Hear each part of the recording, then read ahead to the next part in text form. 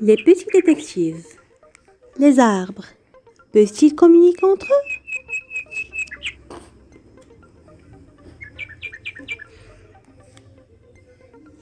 Voici les petits détectives. Les petits détectives sont vraiment tout petits. Ils sont également très curieux.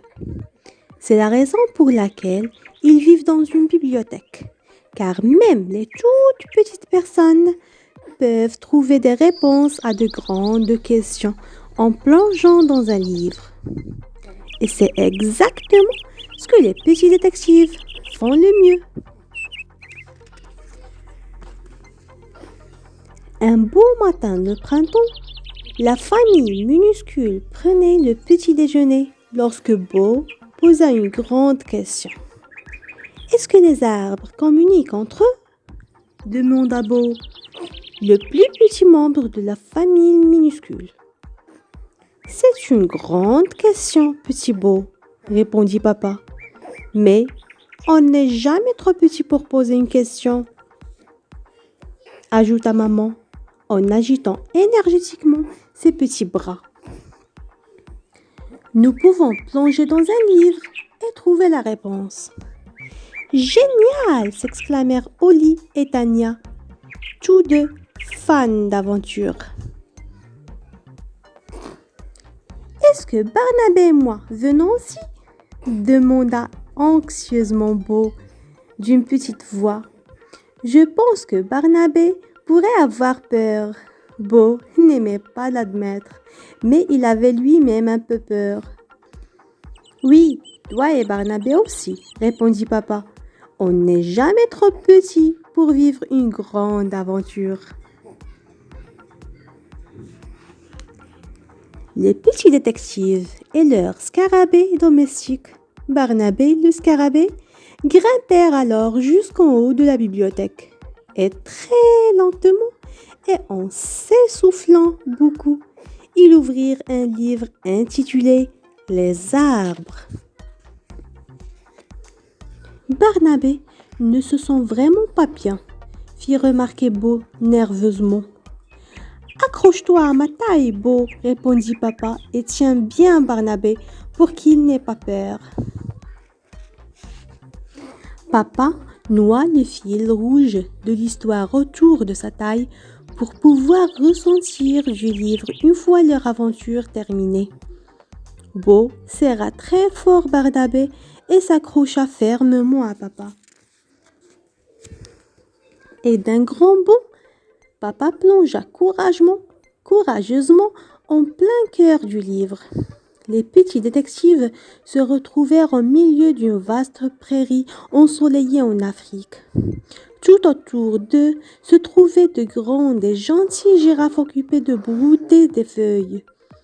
Tania, Oli et Bo se lièrent d'amitié avec de joyeuses sauterelles. Mais ils ne s'étaient pas rendus compte qu'il était suivi par une mangouste, se faufilant sans bruit parmi les herbes, ses yeux aiguisés comme des poignards.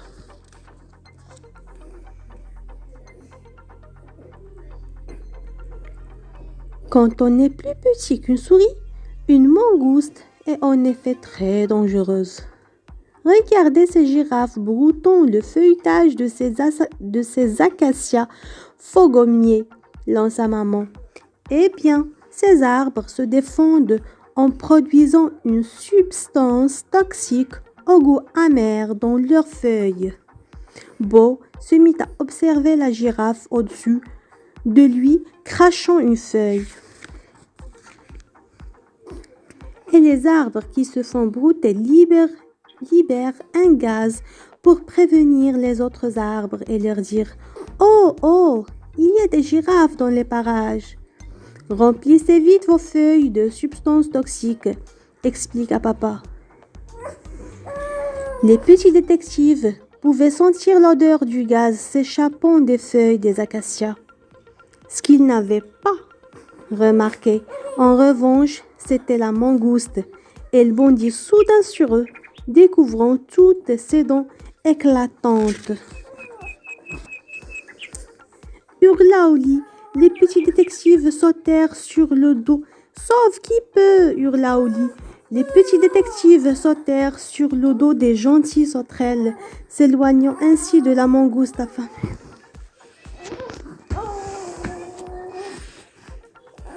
Sauve qui peut, hurla Oli. Les petits détectives sautèrent sur le dos des gentilles sauterelles, s'éloignant ainsi de la mangouste affamée par les airs. Waouh, souffla Beau, sous le coup de l'excitation, admirant les magnifiques prairies s'étendant en contrebas. C'est l'heure de rentrer à la maison, annonça papa.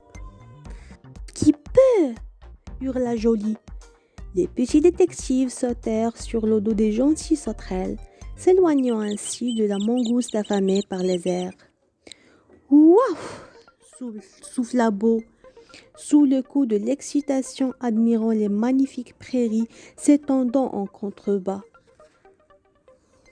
C'est l'heure de rentrer à la maison, annonça papa. Il tira 3 grands coups sur le fil rouge de l'histoire et les petits détectives furent tirés vers le haut des sorties du livre, atterrissant en toute sécurité sur la bibliothèque. Encore un mystère résolu par les petits détectives, dit papa, satisfait. Les arbres peuvent communiquer entre eux, dit Tania.